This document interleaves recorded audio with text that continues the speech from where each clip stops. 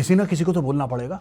हमारी ट्रोलिंग हो जाएगी इंटरनेट पे, यार मत बोलो। अरे भाड़ में गई ट्रोलिंग। किसी ना किसी को तो बोलना पड़ेगा। बहुत हो गया ये बॉर्डर रोकना, ये करना, गुंडागर्दी करना।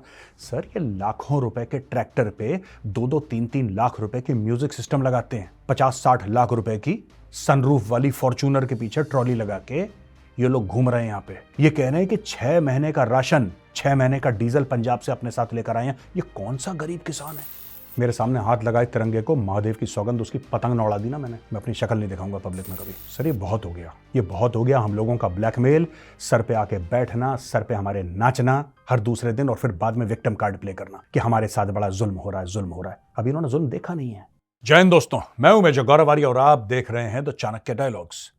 इस वीडियो को लाइक करिए, हमारे चैनल को सब्सक्राइब करिए, बेल आइकन दबाना बिल्कुल मत भूलिएगा। दोस्तों आज मैं सीधी बात करना चाहता हूं भारत के माननीय प्रधानमंत्री श्री नरेंद्र मोदी जी से। जय हिंद मोदी जी। आज भारत का नागरिक होने के नाते मैं आपसे कुछ सीधी सीधी बातें करना चाहता हूं, क्योंकि मेरे पास कोई माध्यम नहीं है कि मैं आप तक पहुंचूं।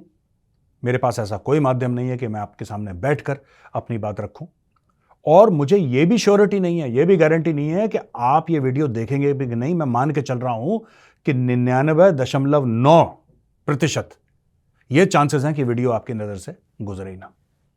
और ठीक है, लेकिन मेरे मन में शांति होनी चाहिए कि मैंने आपसे बात कह दी, बाकी ऊपर वाला जाने।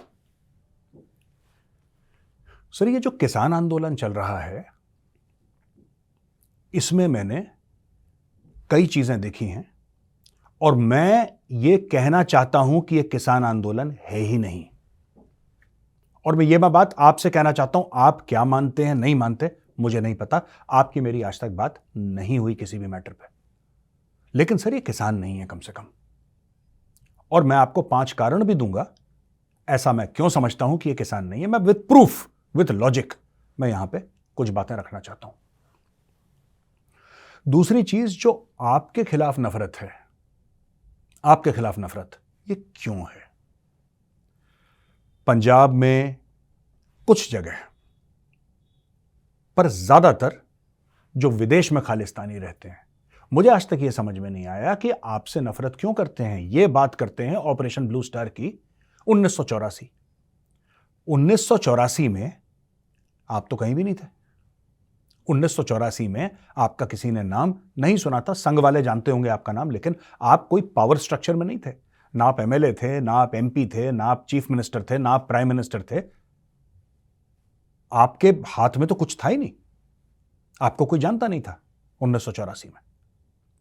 1984 में ऑपरेशन ब्लू स्टार किसने करवाया? मैं उधर नहीं जा रहा, सही करवाया गलत करवाया बात की बात है, दैट्स अ सेपरेट मैटर। आपने नहीं करवाया, लेकिन आपके खिलाफ इतनी नफरत क्यों? आपने हर समय सिख धर्म को पूरी इज्जत दी, और आप उतनी ही इज्जत सिख धर्म को देते हैं जितनी आप हिंदू धर्म को देते हैं। आप गुरुद्वारा साहब जाते हैं, आपने गुरुद्वारा साहब में मत्था टेका है, आपने गुरु ग्रंथ साहब के सामने मत्था टेका है, आपने सर पे पगड़ी पहनी है, आपने सब कुछ करा है जो एक आस्थावान व्यक्ति को गुरुद्वारा साहब में करना चाहिए। फिर आपके खिलाफ नफरत क्यों? मैं ये समझना चाहता हूं। सर मैं आपकी पार्टी का भी नहीं हूं, सर मैं भाजपा का नहीं हूं, मैं किसी भी पॉलिटिकल पार्टी का नहीं हूं, लेकिन मैं जानना चाहता हूं कि मेरे आदरणीय प्रधानमंत्री के लिए इतनी नफरत क्यों है। सर नफरत इनको आपसे नहीं है, यह प्रॉब्लम कहीं और से आ रही है। यह जो नफरत है कहां से आ रही है? यह नफरत आ रही है पाकिस्तान से, और यह नफरत पाकिस्तान से इसलिए आ रही है क्योंकि आपसे नफरत करता है पाकिस्तान का डीप स्टेट, आपसे नफरत करती है आईएसआई, आपसे नफरत करती है पाकिस्तान की फौज, पाकिस्तान के सियासतदान आपसे नफरत करते हैं, और यही हैं इन खालिस्तानियों के स्पॉन्सर। वरना आपने ऐसा क्या? मैं एक चीज कोई बता दे, कोई इंसान एक चीज बता दे कमेंट सेक्शन में लिख के कि नरेंद्र मोदी साहब ने यह काम गलत करा, सिखों के खिलाफ करा। मैं साफ बोल रहा हूं, नरेंद्र मोदी जी ने अगर कुछ सिखों के खिलाफ करा है तो लिखो, यह आपने सिखों के खिलाफ काम करा है, लिखो कमेंट्स में जाके। मैं सबको चैलेंज कर रहा हूं अगर कुछ करा है तो। अगर आपको लगा है कि मोदी जी से कुछ ऐसी चीज हुई है जिससे सिख धर्म की इज्जत या उसकी मर्यादा में 1% की कमी आई हो, 1% की कमी, तो अब लिखो यहां पे। ये सारे के सारे जो खालिस्तानी है, मैं सिख भाई बहनों की बात नहीं कर रहा हूं, मैं सिख भाई बहनों की बात बिल्कुल नहीं कर रहा, मैं बात कर रहा हूं खालिस्तानियों की। ये चला रहे हैं पाकिस्तान का एजेंडा भारत के अंदर। मैं एक और बात कहना चाहता हूं, ये मुझसे नफरत क्यों करते हैं, मैं आपको ये भी बात बता दूं। इनकी नफरत का कारण क्या है? ये मेरे झूठे झूठे वीडियोस बना के एडिट करके ये दिखाने की कोशिश करते हैं कि गौरव आर्या ये कह रहा है कि कोट अनकोट सिखों के घरों पे ऐसा झूठ बोलते हैं कि इसने बोल दिया बुलडोजर चला दो। मैंने तो कभी नहीं बोला बुलडोजर, मैंने बोला खालिस्तानियों के घर पे बुलडोजर चलाओ। मैंने बोला पन्नू के घर पे बुलडोजर चलाओ, निज्जर के घर पे बुलडोजर चलाओ। मैंने कभी ये नहीं बोला कि सिखों के घर पे बुलडोजर, कभी नहीं बोला। एक बार कोई मुझे बोले, आप कमेंट्स में लिखो कि मेजर साहब आपने ये बोला था उस दिन। एक मेरा वीडियो, एक मेरा ट्वीट, एक मेरा इंस्टाग्राम, कोई भी social media, main stream media, एक बार मैंने सिखों के खिलाफ कोई एक सेंटेंस, एक लफ्ज बोला हो तो बताओ। ये लोग क्या करते हैं साहब, और ये मैं आदरणीय प्रधानमंत्री जी से बोल रहा हूं, ये इन्होंने मेरे साथ भी यही काम करा और इनको ऐसा लगा कि ऐसा विक्टिम कार्ड खेल के ऐसा दिखा के मैं डर जाऊंगा। मैं डरने वाला कोई नहीं हूं। और ये मुझे क्यों मुझसे नफरत करते हैं और मुझसे डरते हैं? क्योंकि इनके सामने कभी किसी ने मुंह नहीं खोला।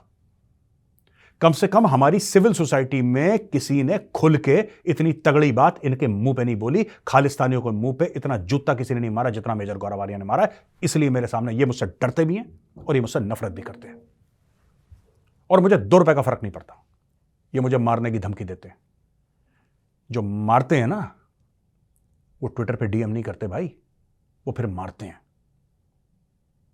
और अगर तुम में से किसी की औकात हो तो तुम्हें पता है मैं कहां पे रहता हूं। प्रधानमंत्री जी, अब मैं आपको वो 5 कारण बताता हूं कि ये जो हैं अभी ये किसान है नहीं। और एक और चीज मैं पहले इसके कहना चाहता हूं, इसके पहले मैं 5 कारण दूंगा आपको। ये अन्नदाता कौन है? ये कौन अन्नदाता है?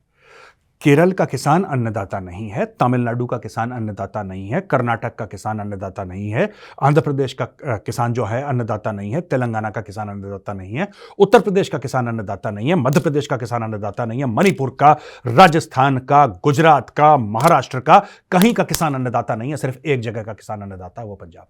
राइट राइट सर, ये प्रोपेगेंडा करते हैं ये लोग।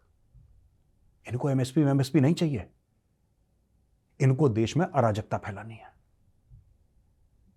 मैं बड़े किसी ना किसी को तो आवाज उठानी पड़ेगी ना सर, किसी ना किसी को तो बोलना पड़ेगा। हमारी ट्रोलिंग हो जाएगी इंटरनेट पे, यार मत बोलो। अरे भाड़ में गई ट्रोलिंग। किसी ना किसी को तो बोलना पड़ेगा। बहुत हो गया ये बॉर्डर रोकना, ये करना, गुंडागर्दी करना। सर ये लाखों रुपए के ट्रैक्टर पे 2-2, 3-3 लाख रुपए के म्यूजिक सिस्टम लगाते हैं। 50-60 लाख रुपए की सनरूफ वाली फॉर्च्यूनर के पीछे ट्रॉली लगा के ये लोग घूम रहे हैं यहां पे। ये कह रहे हैं कि 6 महीने का राशन, 6 महीने का डीजल पंजाब से अपने साथ लेकर आए हैं। ये कौन सा गरीब किसान है जो 6 महीने का डीजल और 6 महीने का राशन लेके अपने खेतों को छोड़ के दिल्ली में आके यहां पे बैठ के भंडारे लगा रहा है, पिज्जा खा रहा है यहां पे और पंजाबी म्यूजिक? ये कौन सा किसान है गरीब? ये अगर ये गरीबी है भारत की तो हम सबको गरीब होना चाहिए सर, हम सबको गरीब होना चाहिए। अब सर पहला कारण कि ये किसान नहीं है, पहला कारण ये है कि छोटा सा ये वीडियो का ऑडियो दिखा रहा हूं आपको। मोदी ਦਾ ਗ੍ਰਾਫ ਬਹੁਤ ਮੰਦਰ ਦੇ ਕਰਕੇ ਉੱਪਰ ਚੜ ਗਿਆ, ਉਹ ਨੁਕਸਾਨ ਹੈ। ਉਹ ਇਹਦਾ ਗ੍ਰਾਫ ਡਾਊਨ ਕਿਵੇਂ ਆ ਸਕਦਾ ਹੈ? ਮੈਂ ਬਹੁਤ ਵਾਰੀ ਜਦੋਂ ਮੈਂ ਪਿੰਡਾਂ ਦੇ ਵਿੱਚ ਤਿਆਰੀਆਂ ਕਰਾਉਂਦਾ ਫਿਰਦਾ ਸੀ, ਬਹੁਤ ਵਾਰੀ ਲੋਕਾਂ ਨੂੰ ਇਹ ਕਹਿੰਦਾ ਸੀ ਕਿ ਮੌਕਾ ਬੜਾ ਥੋੜਾ ਹੈ, ਗ੍ਰਾਫ ਉਹਦਾ ਬੜਾ ਉੱਚਾ ਹੋ ਜਾਏਗਾ। दिन साडे कोले थोड़े है कि ਅਸੀਂ ਇਹਨੇ ਥੋੜੇ ਦਿਨਾਂ ਦੇ ਵਿੱਚ ਗ੍ਰਾਫ ਇਹਦਾ डाउन कर ਲਾਂਗੇ। मोदी का ग्राफ बहुत बढ़ गया है, हमारे पास एक छोटा सा समय है मोदी का ग्राफ नीचे लाना है। सर एक बात बताइए, आपके ग्राफ का क्या लेना देना एमएसपी से? आपके ग्राफ का क्या लेना देना एमएसपी से? आपका ग्राफ बढ़ रहा है, वो आपका ग्राफ क्यों बढ़ रहा है? आपका ग्राफ सिर्फ राम मंदिर से नहीं बढ़ा, आपका ग्राफ आपके कर्मों से बढ़ा है, क्योंकि आपने देश के लिए कुछ किया है। आप देश के प्रधान और प्रथम सेवक हैं देश के। आपने सेवा करी है मां भारती की, इसलिए आपका ग्राफ बढ़ा है। अगर सिर्फ एक मंदिर बनाने से किसी का ग्राफ बढ़ता तो पुरानी सरकारें यही काम करती और आप यही काम करते। सर भारत को 5th लार्जेस्ट इकोनॉमी क्यों बनाया आपने? भारत के स्टॉक मार्केट को, शेयर मार्केट को दुनिया का नंबर 4 क्यों बनाया? बनाते हर देश थे, आपकी तो दोस्ती यारी सबसे है। जापान में एक मंदिर बना देते, अमेरिका में 2 मंदिर बना देते, कनाडा में 1 मंदिर बनाओ हर जगह। फिर लेकिन मंदिर भी बन रहे हैं, देश की इकोनॉमी, देश की सुरक्षा, आंतरिक सुरक्षा, हर एक चीज मजबूत हो रही है। इससे आपका ग्राफ बढ़ा है। यह पहला प्रूफ है। दूसरा प्रूफ, एक वीडियो में कहते हैं कि वाहेगुरु और खुदा राम से बड़े हैं। सर ये मैटर एमएसपी से क्या लेने दे रहा है इस चीज का? आप कोई वाहेगुरु को राम से ऊपर माने, खुदा को माने, वो उसका पर्सनल मैटर है सर, वो उसका पर्सनल मैटर। मैं इसमें कुछ नहीं कहूंगा, जिसको जो मानना है माने। लेकिन इसका एमएसपी से, इसका किसान के मुद्दों से क्या लेना देना सर? सोचिए जरा। तीसरा मैटर, ईवीएम नहीं होना चाहिए, बैलेट से वोटिंग होनी चाहिए। यह किसानों का मुद्दा है, यह एमएसपी का मुद्दा है सर। ये देखिए, सुनिए। एक तो ना सरकार है जो तानाशाही पे उतराई है, एक तो जो वोटें हैं वो बैलेट पेपर से होनी चाहिए, फिर तानाशाही कम रहेगी। अब ईवीएम से वोटें उतारना सरकार किसी की भी नहीं सुनेगी। सारे चौथा कारण, पार्लियामेंट में जो लोग घुसे थे उसमें एक लड़की थी नीलम आजाद, उसको छोड़ना एक डिमांड आई है।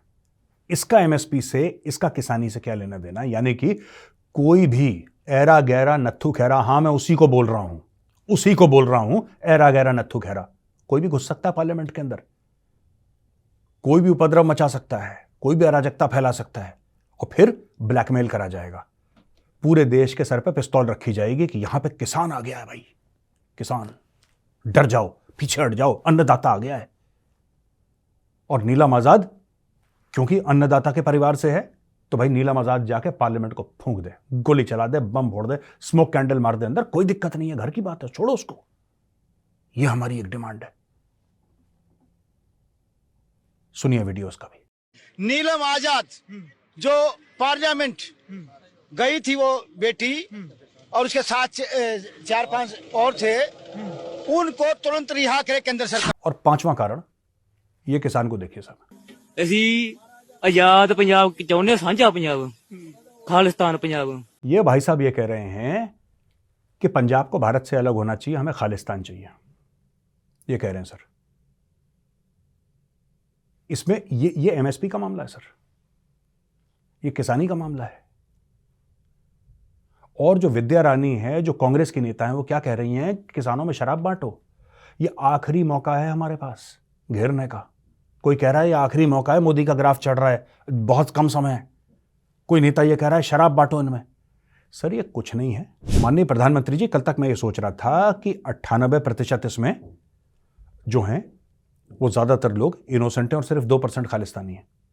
अब मुझे पता लग रहा है कि खालिस्तानी चाहे 2% हो, पर इस पूरे सो कॉल्ड, ना ये किसान है ना ये आंदोलन है, और इनका सो कॉल्ड एजेंडा पूरा का पूरा पॉलिटिकल है। और इनका वही एजेंडा है जो इंडी अलायंस नहीं था। इंडी अलायंस ने कभी ये नहीं बोला, ऑपोजिशन पार्टीज के अलायंस ने। मैं कभी सर पॉलिटिक्स के बारे में नहीं बोलता, मैं राष्ट्रीय सुरक्षा के बारे में बोलता हूं, जियो पॉलिटिक्स के बारे में बोलता हूं। आज मैं बोलने पर मजबूर हूं क्योंकि मेरे देश के अंदर ये सब हो रहा है। ये लोग आज तक क्या बोलते आए हैं? क्या इन्होंने ये बोला? ये कहते हैं कि मोदी ने जो है जॉब अपॉर्चुनिटीज नहीं दी, बेरोजगारी है। क्या इन्होंने ये बताया कि इनका क्या प्लान है बेरोजगारी हटाने का? कह रहे जी चीजें महंगी हो गई। भाई आपका क्या प्लान है चीजों को सस्ता करने का? ये कुछ नहीं बताया। ये सारे लोग क्यों इकट्ठा हुए? क्योंकि मोदी को हटाना इनका एक ही एजेंडा है, और फिर आपस में लड़ पड़े हैं। इसलिए मैं बता रहा हूं सर, ये इनके स्पॉन्सर्स हैं, राइट? और ये लोग जो हैं यहां पे, इनका क्या एजेंडा है? क्या इनका ये एजेंडा है? अभी किसी ने जो स्ट्रॉन्ग स्टेटमेंट्स हैं, जो स्ट्रॉन्ग स्टेटमेंट्स इनमें से आ रहे हैं, वो कैसे आ रहे हैं सर? ये आ रहे हैं कि भारत से अलग हो जाएंगे, ये करो, मोदी को हटाओ। इसके लिए किसान आए हैं सर। किसान जो है, जिसको हम कहते हैं अन्नदाता हमारा, वो किसान सर, उसके कुछ बीघा जमीन उसके पास, बेचारे की कमर टूट जाती है सर। 40 साल की उम्र में ऐसा लगता है जैसे 70 साल का बूढ़ा होगा, और उनको एक्चुअली प्रॉब्लम है, और सरकार को उन किसानों की मदद करनी चाहिए। लेकिन ये जो आए हैं, ये किसान नहीं है सर। 2-2, 3-3 लाख रुपए के म्यूजिक सिस्टम लगा के पंजाबी गाने बजाते हुए वहां से आ रहे हैं, ढंग ढक ढक, जैसे पता नहीं दिल्ली को ये फतेह करने आ रखे होंगे। कि दिमाग खराब हो रखे हैं। इनको कंट्रोल करना जरूरी है सर। जिस भाषा में सवाल पूछा जाए ना, जवाब भी उसी भाषा में देना पड़ेगा। पिछली बार इन्होंने क्या करा था, बीच दिल्ली में गोल गोल ट्रैक्टर। ये सर, ये चाहते ही नहीं किसानों का, ये बिचौलियों का, अड़तियों का, ये सब जितने भी लोग हैं ना, ये इन सब का गेम यहां पे चल रहा है sir. This is a highly political game, आपको भी पता है। और मैं एक और चीज कहना, आपने पिछली बार क्या बोला था सर? मोदी जी, आपने पिछली बार यह बोला था कि जब मैं तीसरी बार चुनाव जीतूंगा तब मैं जाके कुछ ऐसे फैसले लूंगा, राइट, जो कि देश को 1000 साल की प्रगति के रास्ते पर लगा देंगे। बोला था ना आपने। अब मैं आपको एक रिकमेंडेशन करना चाहता हूं सर, मेरी एक रिक्वेस्ट है आपसे, मेरी हाथ जोड़ के विनती है सर। भारत के संविधान में फंडामेंटल राइट्स और फंडामेंटल ड्यूटीज हैं, लेकिन फंडामेंटल राइट्स जो हैं वो एनफोर्सेबल हैं, फंडामेंटल ड्यूटीज नहीं। फंडामेंटल ड्यूटीज को भी आपको एनफोर्स करना पड़ेगा सर। हर समय मेरा अधिकार, मेरा हक, मेरा अधिकार, मेरा हक, ये क्या होता है सर? हर समय अधिकार अधिकार अधिकार मांगते ही रहते हैं लोग, इनके हाथी फैले रहते हैं, ये हमें दे दो, ये हमें दे दो। कर्तव्य कहां पे गया सर? इंसान का सबसे पहले कर्तव्य होता है आपके देश के लिए कर्तव्य, आपके समाज के लिए कर्तव्य, आपके घर परिवार मां बाप के लिए कर्तव्य। A man without duties is nothing sir. Rights तो जानवरों की भी होती हैं। सबसे बड़ा मैं कह रहा हूं सर, बाकी जो भी करें, लोग कहें कि ये प्रीएम्बल में ये है, वो मेरा मैटर नहीं है सर, वो आप बेहतर जानते हैं मुझसे।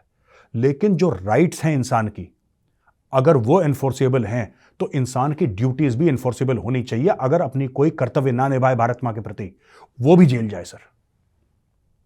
ऐसा नहीं हो सकता कि आपके जो हक हैं, आपका जो हक है, जो संविधान में आपका हक लिखा है, उसके लिए तो आप कोर्ट के दरवाजे खटखटा ले, लेकिन जो आपको करना है, जो आपकी ड्यूटी है, जो आपका फर्ज है, उसकी कोई अकाउंटिंग नहीं है। आप करो ना करो, ठीक है, वो लिखा हुआ है, बस क्यों लिखा है सर फिर संविधान में? या तो हम उसको हटा दें या उस पर भी इतनी तवज्जो दें। अगर मुझे कोई हुक्म आए कि आपको देश के लिए करना है, अगर मुझे मेजर गौरव आर्या को हुक्म आए कि आपको देश के लिए करना है, ब्लडी वेल डू इट, करना पड़ेगा। पसंद आए ना आए वाला कॉलम है ही नहीं सर इसमें। It's a matter of the country, person has to do. 10 बार करेगा, सर के बल खड़ा होकर करेगा ये। और सर मेरी आपसे रिक्वेस्ट है कि आप इसको करिए। आप फंडामेंटल ड्यूटीज को आप एनफोर्सेबल करिए। ये हर दूसरे दिन कोई आ जाएगा, कोई शाहीन बाग के मामले में पूरी रोड घेर लेगा, कभी कोई किसान आ जाएंगे झूठ बोल के यहां पे। सर ये सब नहीं होता। हमने भी प्रोटेस्ट करा है सर, मैं भी ओआरओपी के प्रोटेस्ट में था। मैं आपको बताता हूं अपनी खुद की कहानी। 1 रैंक 1 पेंशन के लिए सब प्रोटेस्ट कर रहे थे, फौजी, मैं भी गया। मेरा कोई लेना देना नहीं है सर 1 रैंक 1 पेंशन से। मैं शॉर्ट सर्विस ऑफिसर हूं और फौजी अफसर को पेंशन तब मिलती है जब वो 20 साल की नौकरी कंप्लीट करता है। मैंने नहीं करी 20 साल की, मेरी 5.5 साल की नौकरी थी। मैं पेंशन मुझे नहीं मिल सकती, मैं पेंशन का हकदार नहीं हूं सर। लेकिन क्योंकि मेरे भाई थे वहां पे, मैं अपने भाइयों के साथ खड़ा रहा। मैं दफ्तर से छुट्टी लेकर गया। आज भी मैं अपने भाइयों के साथ खड़ा हूं। लेकिन इनको, ये जो सो कॉल्ड फार्मर्स हैं, ये किसान नहीं है सर, ये लोग, ये जो आए हैं, इनको और शाहीन बाग वालों को जरा मैं ये चाहता हूं सर कि आप इनको भेजें जरा और उन फौजियों से मिलवाएं और उन फौजियों को बताएं कि जी ऐसा होता है प्रोटेस्ट जब आप करते हो। सर हम लोग चुपचाप बैठे रहे पूरे डिसिप्लिन के साथ। हमारे लीडर थे वहां पे, हमारे लीडर वहां पे बैठे रहे, हम चुपचाप बैठे रहे सर। ना एक बंदे को हमने तंग करा, ना हमने कोई रास्ता घेरा। जो जगह दी गई थी पूरे डिसिप्लिन में हमने करा सर, और काफी लंबा समय तक करा, लेकिन डिसिप्लिन में करा। किसी ने कोई अपशब्द नहीं करे, किसी ने कोई बैरियर नहीं तोड़े। बैरियर लगाने की जरूरत ही नहीं है सर। हमारे खुद की मॉरल वैल्यूज, हमारी खुद की मर्यादा, फौजियों की मर्यादा इतनी बड़ी है कि आपके 10 फुट के या सरकार के 10 फुट के बैरियर से बड़ी है। हम खुद नहीं करेंगे। बैरियर लगाओ ना लगाओ, डज नॉट मैटर, हम खुद नहीं करेंगे। हम में इतना डिसिप्लिन है और हमारी मांगे मानी गई। एक तरीका होता है sir, we gave the world, हमने एक तरीका बताया। अन्ना हजारे जी की जो प्रोटेस्ट मूवमेंट थी वो रामलीला मैदान में हुई, अच्छी तरीके से हुई, तमीज से हुई, कोई वायलेंस नहीं हुआ वहां पे, ढंग से हुई। कभी प्रोटेस्ट के नतीजे निकलते हैं, कभी प्रोटेस्ट के नतीजे नहीं निकलते हैं। इट्स ओके, इट्स ओके, होता है, कभी नहीं होता है, वो अलग बात है। लेकिन सर ये देश सबका है ना, और जो बात से नहीं मानते वो लात से मानते हैं। सर ये बात, ये जो दिल्ली है ना, मैं आपको एक बात बताऊं, ये जो दिल्ली है, ये जो पार्लियामेंट है, ये भारत का दिल है। और ऐसा हम किसी को इजाजत नहीं दे सकते कि भारत के दिल में आके खंजर उतारे। पिछली बार आंसू निकल गए थे सर जब तिरंगे को नीचे उतारा, वो निपट गया। उसके बाद वो दीप संधू जो भी था, वो सिंगर, वो एक्सीडेंट में खत्म हो गया। लेकिन यहां पे ट्रैक्टर फैला रहे हैं, यहां पे खालिस्तान का झंडा, खालिस्तान का झंडा, तिरंगे को उतार के खालिस्तान का झंडा लगाना चाहते हो? जिंदा नहीं जाएगा कोई वापस, ऐसा हो नहीं सकता। और मैं दिल्ली के जितने भी मेरे भाई हैं और जो मेरे भाई बहन यहां पे नोएडा में हैं, दिल्ली, फरीदाबाद, हर जगह, मैं उनसे सिर्फ एक चीज रिक्वेस्ट कर रहा हूं, ये काम सिर्फ सरकार का नहीं है, काम सिर्फ पुलिस का नहीं है। जितना ये तिरंगा भारतीय सेना का है उतना तिरंगा आपका है। आपके सामने तिरंगे का अपमान होगा, आप खड़े रहेंगे? नहीं, आपके सामने कोई तिरंगा को जलाने की कोशिश करेगा, अपने पैरों के नीचे डालेगा, आप खड़े रहेंगे? इस दिन के लिए आपके माँ बाप ने आपको पाल पोस के बड़ा करा था। इस दिन के लिए आप स्कूल जाते थे तो सावधान में खड़े होकर जनगण मन गाते थे आप, इस दिन के लिए कि आपके सामने कोई तिरंगे की बेइज्जती करे, बेगुरमती करे तिरंगे की, और आप देखते रहें कि पुलिस कुछ आएगी। पुलिस कुछ नहीं आएगी, आपका देश है, आपका देश है। मैं अकेला हूं सर, प्रधानमंत्री जी, मैं अकेला हूं। मेरे सामने कोई हाथ लगाए तिरंगे को, मेरे सामने हाथ लगाए तिरंगे को, महादेव की सौगंध, उसकी पतंग न उड़ा दी ना मैंने, मैं अपनी शक्ल नहीं दिखाऊंगा पब्लिक में कभी। सर ये बहुत हो गया, ये बहुत हो गया। हम लोगों का ब्लैकमेल, सर पे आके बैठना, सर पे हमारे नाचना हर दूसरे दिन, और फिर बाद में विक्टिम कार्ड प्ले करना कि हमारे साथ बड़ा जुल्म हो रहा है, जुल्म हो रहा है। अभी इन्होंने जुल्म देखा नहीं है। मैं प्रधानमंत्री जी एक बात कहना चाहता हूं, पंजाब में चिट्टा बड़ा फेमस है। पंजाब में ड्रग्स आते हैं, पाकिस्तान से आते हैं, नशा फैल चुका है गांव गांव, शहर शहर, गली गली में। ये किसान नेता उसके खिलाफ क्यों नहीं बोल रहे? उसके खिलाफ क्यों नहीं बोल रहे? तो बोले ना हम तो किसान हैं, हम तो किसानी मामले पे। हाँ, मोदी को कुर्सी से उतारो, ये तुम्हारे एजेंडा में है। ईवीएम नहीं होना चाहिए, ये तुम्हारे एजेंडा में है। किसानों को शराब पी के उनसे काम करवाना, ये तुम्हारे एजेंडा में है। खालिस्तान बन जाए पंजाब, ना हिंदुस्तान का हिस्सा रहे, ये तुम्हारे एजेंडा में है। सारे जो असली चीज है वो कभी बात मत करना। कन्वर्जन की फैक्ट्री लग चुकी है, गांव के गांव कन्वर्ट हो रहे हैं पंजाब में। ठीक है, जिसको जो धर्म फॉलो करना है उसकी मर्जी। मैं ये नहीं कह रहा, अगर कोई ईसाई बनना चाहता है बने, मेरा पर्सनली कोई इशू नहीं है सर। अगर किसी भी हमारा सिख भाई बहन ये कहते हैं कि जी हमें ईसाई, आप बन जाओ ना, वो आपका मैटर है, वो मेरा मैटर नहीं है। लेकिन मैं ये कह रहा हूं कि कम से कम जो नशा चल रहा है वहां पे, जो क्राइम चल रहा है वहां पे, उसके खिलाफ तो बोलो, उसके खिलाफ बोलो। बस नहीं, जमीन बेची कनाडा, जमीन बेची कनाडा, इतना ही है सर इनका। और हर 2 साल के बाद आ जाते हैं विक्टिम कार्ड खेलने के लिए यहां पे, और वहां पे सोशल मीडिया में अन्नदाता अन्नदाता है। एक बात बताओ यार, मुझे एक बात बताओ, अवध का जो किसान है वो अन्नदाता नहीं है? तमिलनाडु का किसान अन्नदाता नहीं है? एक ही जगह का किसान अन्नदाता है? ये कैसे हो सकता है यार? हम पूरी इज्जत करते हैं पंजाब के किसानों की, लेकिन अन्नदाता सारे किसान, सारे किसान अन्नदाता हैं। सिर्फ एक जगह का किसान अन्नदाता नहीं हो सकता, हर जगह का, हरियाणा का किसान अन्नदाता है। जो हमें खाना खिलाए वो अन्नदाता है। और खाना तो फिर आप, मसाले आपके सारे साउथ से आते हैं, मसाले आपके सारे साउथ से आते हैं। गेहूं आपका मध्य प्रदेश उत्तर प्रदेश से आता है, चावल आपका बंगाल से आता है। बंगाल का किसान भी अन्नदाता है। अन्नदाता तो फिर सारे किसान हैं। और मेरे बारे में झूठ झूठ सिखों के खिलाफ है, इसके खिलाफ है। मैं क्यों सिखों के खिलाफ हूं? मेरे सबसे अच्छे दोस्त सिख हैं। जब मौका मिलता है मैं गुरुद्वारा साहब में मत्था टेकने जाता हूं। ऐसा कोई गुरुद्वारा साहब नहीं है जिसके आगे से ना जाऊं तो मैं एक बार सर झुका के आगे से ना गुजरूं। मैं कैसे सिखों के खिलाफ हूं भाई? पर क्योंकि मैं खालिस्तानियों के खिलाफ बोलता हूं तो सर ये झूठे वीडियो बना के ये गौरवारिया सिखों के खिलाफ है, इस तरीके के। क्योंकि ये चाहते हैं कि प्रेशर पड़े। मुझ पर कोई प्रेशर नहीं पड़ता और मुझे कोई फर्क नहीं पड़ता। तुम्हारे घटिया वीडियो से अच्छा तो वीडियो मैं बनाता हूं, रोज बनाता हूं और बनाता रहूंगा जब तक सांस चलती है। प्रधानमंत्री जी, मेरी आपसे रिक्वेस्ट है हाथ जोड़ के, सर जो शांति से प्रदर्शन कर रहा है अपना, उसका स्वागत है सर, उसका संवैधानिक हक है। जो लड़ाई झगड़े की बात करे, जो बैरियर तोड़े, सर उसका जीवन काल कोठरी में बीतना चाहिए। उसका जीवन काल, यू कैनॉट, आप सर देश के खिलाफ, ये सर सेडिशन का केस लगे इनके ऊपर, इनके ऊपर गद्दारी का केस लगे। जो ये बैरियर तोड़ रहे हैं, जो ये बाकी जो किसान हैं, हमारे भाई हैं जो चुपचाप प्रोटेस्ट कर रहे हैं, संवैधानिक तौर पे प्रोटेस्ट कर रहे हैं, मैं उनको नमन करता हूं। ठीक है सर, मैं उनके, चाहे मैं उनसे अग्री करता नहीं करता, मैं उनकी बात मानूं ना मानूं, लेकिन हाथ जोड़ के उन किसान भाइयों से, वो पंजाब से जो ज़्यादातर आए हैं, मैं उन पंजाब के किसान भाइयों के सामने हाथ जोड़ के नमन करता हूं जो ढंग से। लेकिन जो यहां पे जिसका ज़्यादा खून में उबाल आ रही है कि हम ये कर देंगे वो कर देंगे, तो बेटा फिर चमकाना हमें भी आता है, ऐसी बात नहीं है। और ऐसा चमकोगे ना कि बल्ब की तरह चमकते रहोगे। मैं प्रधानमंत्री जी बस यही कहना चाह रहा था, और मेरी आपसे विनती है सर कि इनको टाइट करिए। ये जो हैं, जो अराजक तत्व हैं, जो यहाँ पे उल्टी सीधी बातें कर रहे हैं, ये जो ISI का एजेंडा चला रहे हैं, सर ये they need to be punish sir. इनको सजा मिलनी चाहिए और मैं चाहता हूं, ये मेरी आपसे विनती है, हाथ जोड़ के इनको सजा आप दीजिए। मुझे बस इतना ही कहना था। नमस्कार प्रधानमंत्री जी, जय हिंद।